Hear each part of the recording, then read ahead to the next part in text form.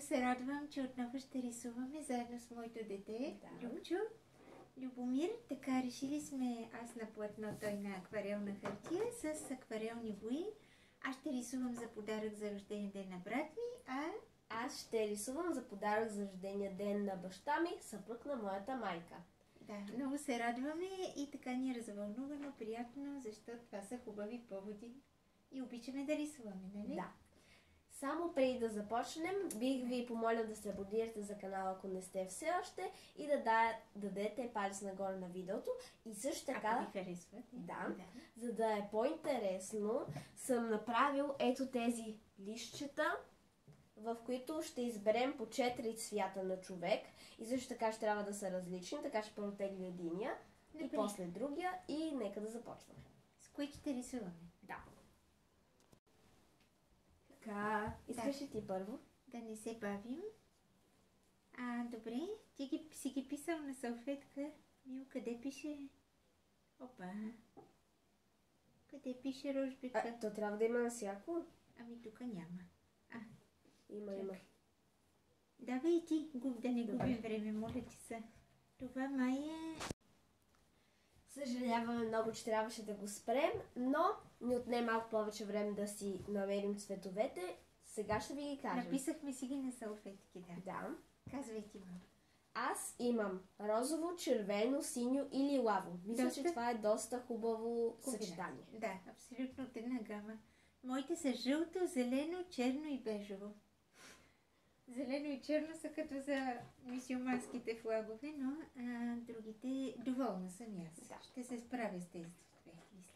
Жълтото им беше особено важно и зеленото заради летните неща, които иска да нарисувам. Брил слънчоглед, трева и прочие. Да. Само да отбележа, че когато, например, аз както имам синьо, мога и това, и това, и това, всички нюанси на синьото да използвам. Моля те да стои това по-близо до нас, поне. Мое шарено. Така.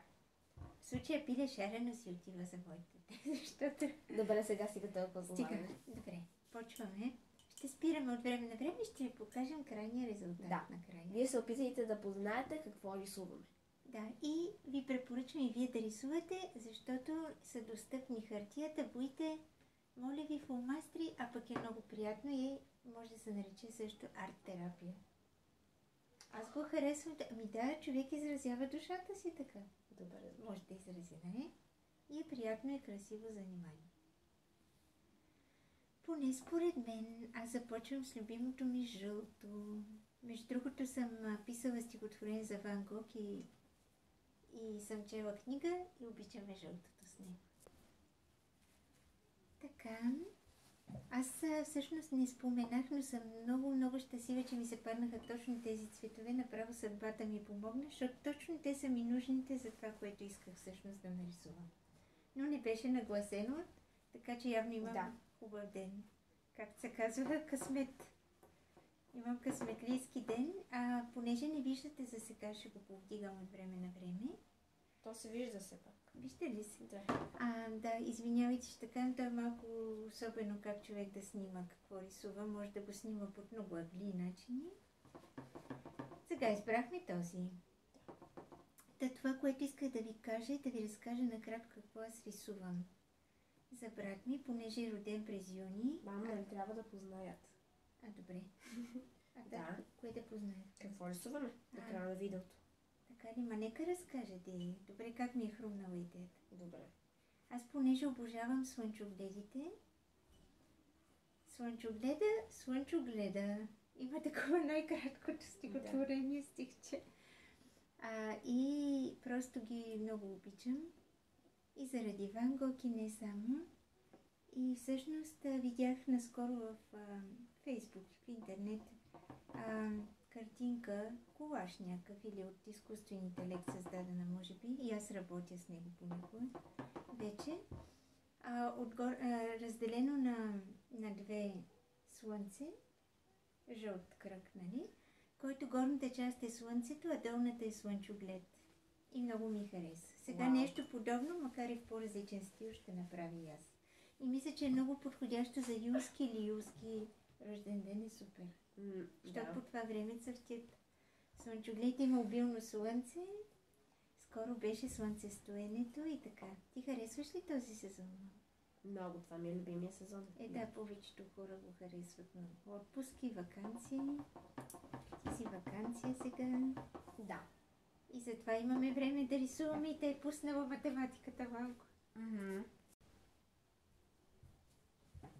Много хубаво се получава, мисля. Хрумват ми интересни факти за слънчогледите. Твоето също е много красиво. Да, аз пък тук приложих освен цветята долу и калиграфия. Кога я учим? В 6 клас. С учителката по рисуване ками. Добре. Ти винаги си обичал твоите учители по рисуване. Все са били добри. Да, това е прекрасно. Имал си няколко до тук, не? 3. 3 мали. Да. Добре. Така, в момента ще правя небето. Сега ще ви покажа докъде съм аз. Опитах се лъчите на слънцето и листата на слънчоглед да са различни, но да има и симетрия, да се преливат, но и да се различават. Мисля, че се получава. Наистина много се радвам. Тук ползвах и черно и бежово. Наистина това ми бяха нужните цветове заради сенките на слънчогледовата пита, озрели под лъчите на слънцето. Колко поетично само. Между другото съм член отскоро на една група Happy Hippies и оттам те много обичат слънчогледите, като мене и общо взето сме на една вълна и оттам си взимам идеи също. Много слънчогледови снимки и те публикуват. Така, то между другото не било цвете, то вижте дава и храна. Слънчогледа, семки, олио, доста силно растение. Мен затова ми харесва като символ. Има сила в него някакси. И не, че не може да се прекърши. Чувала съм, че при градушка естествено всяко растение може да се прекърши под ударите на ледените късове, които падат от небето, но е много тъжна гледка, но като цяло са силни и устойчиви. И мисля, че лесно сами се... Аз обичам полски цветя и макове, и всякакви маргаритки, незабравки. Все ми се струват някакси по-волни, силни и свободни. Да. От другите. Не, че са... Между другото, орхидеята цъфна. Много добре и двете, да. Ще я покажем. Подарявали са ни орхидеи, си гледаме вкъщи. Веднъж, между другото, на балкона ни в Люлинка живеехме на източен балкон. Имахме открит и явно някой беше ял семки отгоре. Ние на 4-ти етаж бяхме от 8-етажен блок и беше поникнал само един слънчоглед. Точно преди да продадем апартамента, да, нима вече капи, вземи още една салфетка. Миличък и беше поникнал и беше много хубав знак и гледаше на изток. И ние наистина купихме в по-източен квартал после жилище. Виж как се получи. Така че те си порастват и самички и мисля, че от един единствен слънчоглед може цяло поле със слънчоглед да израсне от семките му. Толкова сила е скрито в това растение и потенциал. И в България имаме много. Се радвам. И на други места, разбира се, и винаги са толкова красиви. Има и една песен на Остава, група българска, поле от слънчогледи. Те, мамо, имаш ли любимо цвет? Не. Ние сме почти готови. Да, може да видите в момента докъде съм. Сега ще покажем резултатите. И се надявам, че ви е харесало и ви е вдъхновило видеото за нови творби и вас. Защото сигурно сте рисували някой, затова казвам за нови творби. Всеки рисува понякога, не? Почти всеки. Както всеки пише. Или почти всеки. Аз реших тук някакви опити за симетрия имам. С бежово, зелено. Аз съм абсолютно готова. Ето, показваме я. И аз също. Не знам дали така ти се струва ли се добре? Да, може би фона да е. Малко трябваше да е по-замасан, да няма никакво бяло, но нищо. Да, може би съвсем малко време ми трябва за фона. Добре. Ще те изчакаме малко и после ще се върнем отново. Да, добре. Готови сме. Да, това са нашите рисунки. Много съм щастлива, мисля, че се получи добре. Да, доста са различни, но това е. И твоята е много красива. Благодаря Happy много. birthday, синя Моята баба. рисунка е естествено очевидно с надпис Happy Birthday. Кафичка Синьото, синя. да, представлява небето.